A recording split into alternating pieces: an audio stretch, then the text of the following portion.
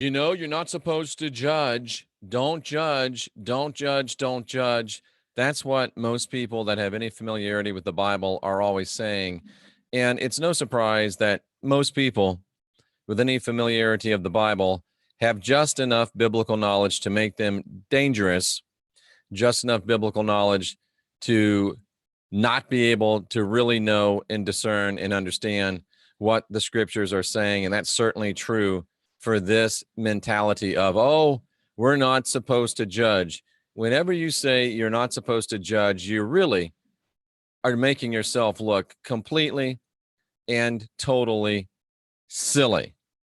You judge almost every moment of almost every day. And it's not an idea of you're not supposed to judge. It's a very different idea. And let me show you what that different idea is right now, straight from the mouth of the Apostle John.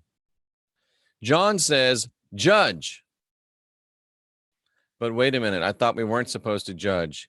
John says very simply, judge.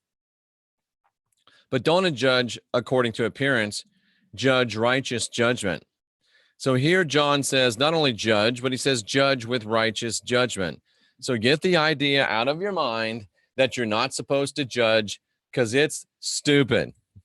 It's silly. It's ridiculous. John, the one that knew Yeshua, the master, whatever you call him, better than anybody else, says, judge and judge with righteous judgment. So let's see what he's saying from the original Greek text, ladies and gentlemen.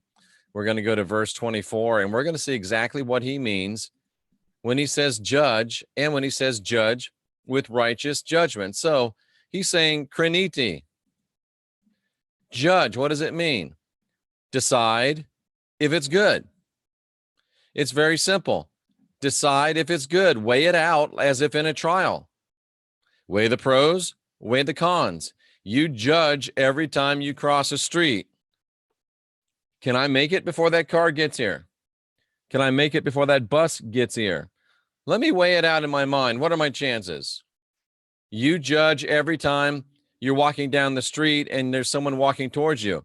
Is this person, how likely is this person to knife me, shoot me, punch me, assault me? You're making judgments every second of every day. You're evaluating every second of every day. That's why the Apostle John says judge.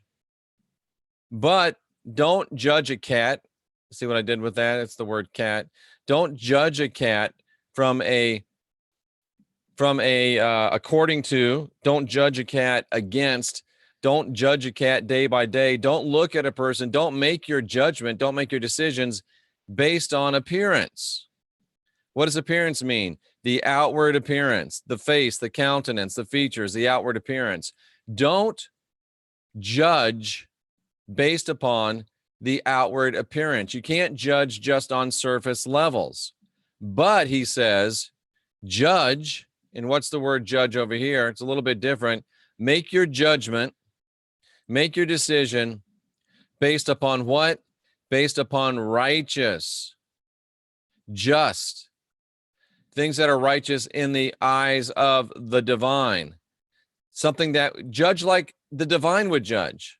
And remember, the divine made these people that you're judging.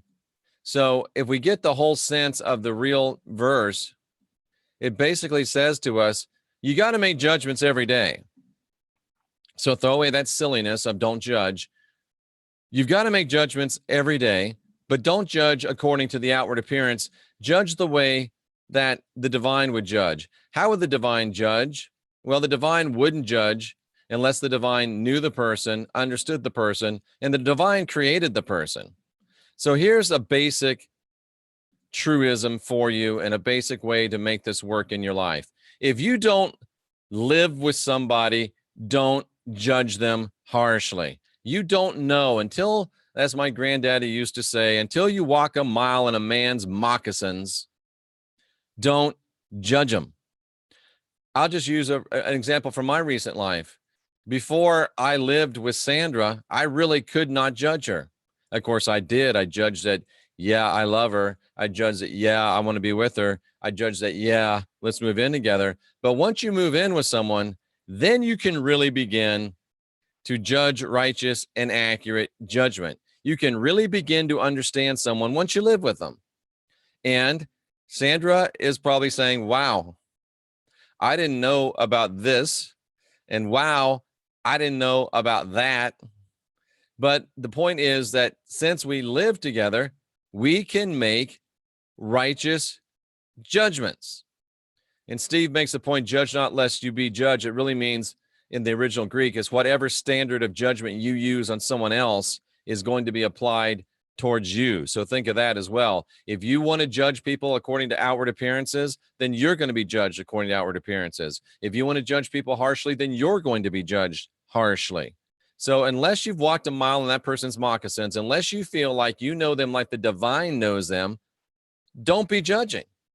So in reality, I shouldn't be judging Sandra harshly. Sandra shouldn't be judging me harshly, and we live together. So we certainly shouldn't be judging harshly people that we don't live together with. And what does it say? Judge like the divine would. Let's see. What do we know about the divine? Not the little g God of the Bible, but the big G God. We know that God is love. So that means we should judge in love. We know that God is peace. We should judge in peace. We know that God is long-suffering, so we should judge with patience. It's not that complicated, ladies and gentlemen. You are supposed to judge. You're required to judge each and every day. If you haven't walked a mile in their moccasins, then it is incumbent upon you to judge them with righteous, divine, peace, love, harmony, judgment. And once you get to know somebody, once you're living with them, then you can take a more accurate look. But still, it's a requirement to judge them as the divine would judge them. So forget about the stupidity of we're not supposed to judge. Of course we are. We're just supposed to judge righteous judgment. We're supposed to use divine standards when we make decisions about other people, other places, and other things in our life. That should help you if you put it into practice. That should help you even if you ponder it in your mind. So unindoctrinate yourself. Get rid of that stinking thinking. Have a checkup from the neck up. Create yourself and build the life that you'll love. Sandra and I can help you do that. serpentanddove.org. rawreflections.org, jeffreydarty.com. We're here to help. And remember, folks, the divinity in me recognizes the divinity in you, as Dolores says, and as Tim McGraw saying, always stay humble and kind. We're the last generation of real humans. Let's be better humans, and let's treat other humans better. Ooh, I like that. And ladies and gentlemen, let's get busy.